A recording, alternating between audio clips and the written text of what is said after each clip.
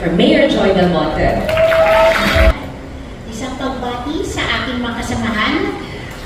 Una our latest addition to our family, Ms. Liza Dino Seguerra, the Executive Director of the Quezon City Film Commission.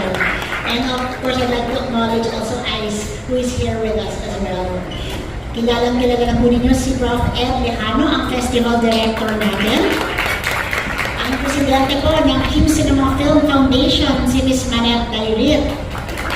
Kasama rin po natin si Mr. Ignacio Jimenez, sir, at si Mr. Milo Sobreco, ang now and forever nating kasama dito. And our friends from the French Embassy, si Mr. Martin Macalital, who is with us here as well. Binabati ko ang lahat ng ating mga panauhin, lalo na sa mga miyembro ng media. Napadami ng padami kayo ha. Dati nililit lang ang ating mga venues kasi ilan lang kayong dumadalo. Pero ngayon, itong buong party venue ng Max ay napuno natin. Yan. Maraming pong salamat sa mga members of the media sa inyong pong pagdalo at patuloy na pagsuporta po sa ating QCinema. Every year, we have this special occasion to give you a preview of what QCinema has in store for us. Ito ang aming pasiling o patikim sa inyo bago ang pinaka-aabangan nating ganap ng taon. Bago ang lahat, nais ko munang ibahagi sa inyo na kamakailan lang tayo po ay tumanggap ng karangalan mula sa Association of Tourism Officers of the Philippines, katuwang ang Department of Tourism bilang grand winner in its category Best International Event Hosting by a Local Government para sa QCinema International Film Festival. Hindi na lamang po mga film critics at film reviewers ang kumikilala sa QCinema bilang #1 festival sa Pilipinas. Now, even the Department of Tourism and the tourism sector also acknowledges our good practices and the good things we are doing for our country in the area of boosting tourism. Marahil ito na ang direksyong tinatahak ng QCinema. Our once modest and intimate film gathering dedicated to helping boost the local film industry has now completely evolved into an international film event, highly anticipated by local and foreign cineasts and filmmakers looking for that one-of-a-kind film festival experience. Through this, we started to unfold the vast potential for QCinema as a sustainable tourism activity for Quezon City and see the festival in an elevated manner. Elevated, which is also the theme for this year's Film Fest, is a homage to what QCinema has become in over a decade. 11 years na po tayo this year. While it still continues to grow as a platform for the best of Philippine cinema and world cinema, QCinema never fails to deliver the warmest festival hospitality and the most audience-friendly services. Year after year, it strives to bring in unique and fresh features that would entice and engage more guests and patrons. This, along with the other plans of the local government, is centered on our ultimate objective of making Quezon City the film hub of the Southeast Asian region. In the works is the creation of a one-stop shop for faster and hassle-free film and media shoots in our city.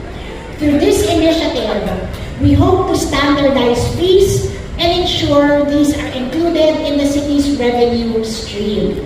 Dapat may resibo, and in doing so, we hope local and even foreign production companies will choose our city in which to make their projects. So gusto talaga namin na may tanggapan na sa City Hall kung saan lahat ng mga filmmakers doon na lang pupunta at kami na po ang mag-aasikaso ng lahat ng shooting needs ninyo para makadali ang buhay ninyo. Hindi pa bago-bago ang taong kailangan yung kausapin, hindi rin maraming binabayaran na mga bayarin na wala na mga resibo. Okay? So dito, gusto natin na ang maging isang mahalaga at mabigat na bahagi ng economic ang filmmaking. No?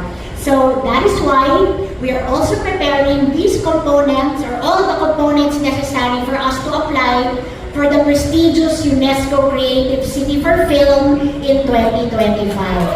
So, inaasahan ko na yung members of the media at mga filmmakers natin will help us achieve our dream of becoming a UNESCO Creative City for Film.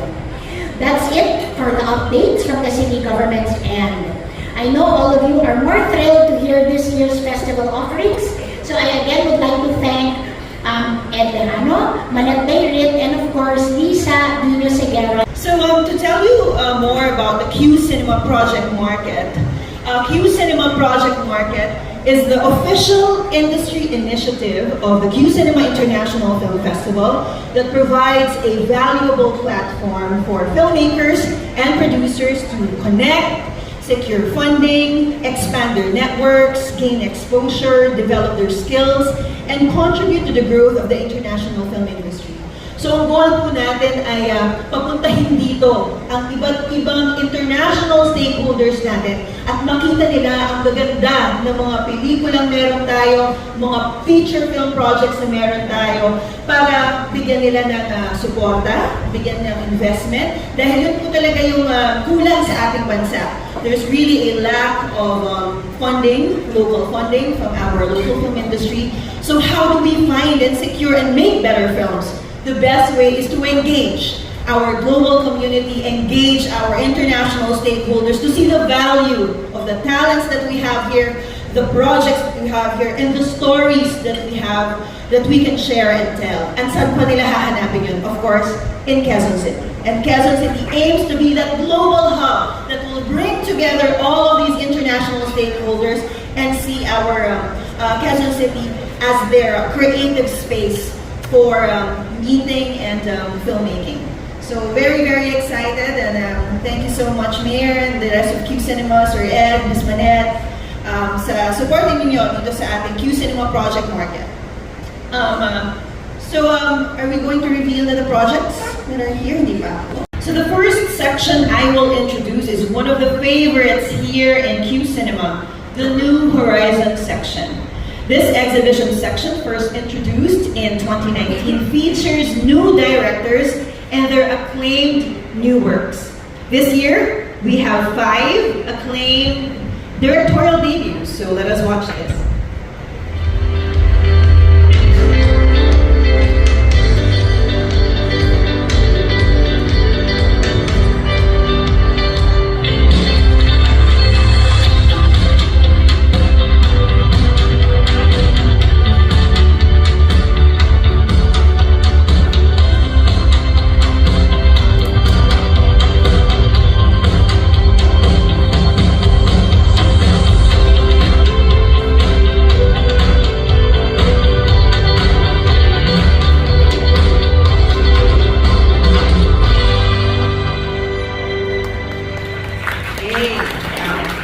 So again, that was City of Wind by Lagvadulang Purevochir, the Mongolian entry to the 96th Academy Awards.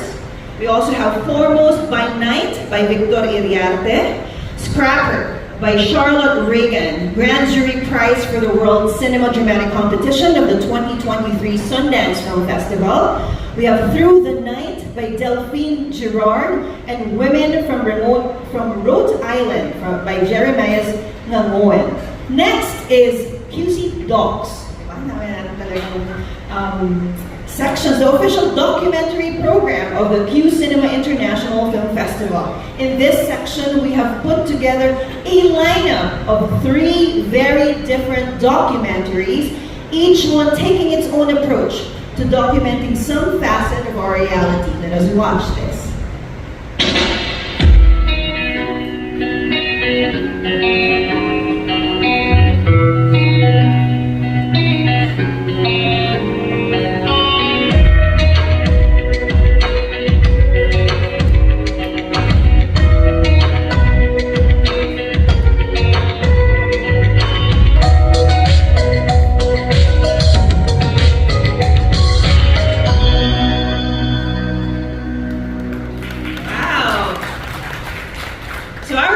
stocks lineup again this year are Divine Factory by Joseph Mangat, which is also supported by the FDCP incentives. Nowhere Near by Miko Revereza, and National Anarchist Dino by Kevin. The next section I will introduce, I Feel, will again be our blockbuster films this year. While QCinema is dedicated to screening the newest and most exciting films of the year, we also believe that there is room in our lineup for an appreciation of what has come before. So every year we showcase classic films that have recently gone under digital restoration. So, parang bago-bago ulit. This year we have two Wong Kar-wai films, a film featuring legendary martial artist Bruce Lee, and a work of one of the true masters of cinema, Stanley Kubrick. Here now are the films under our Restored Classics section.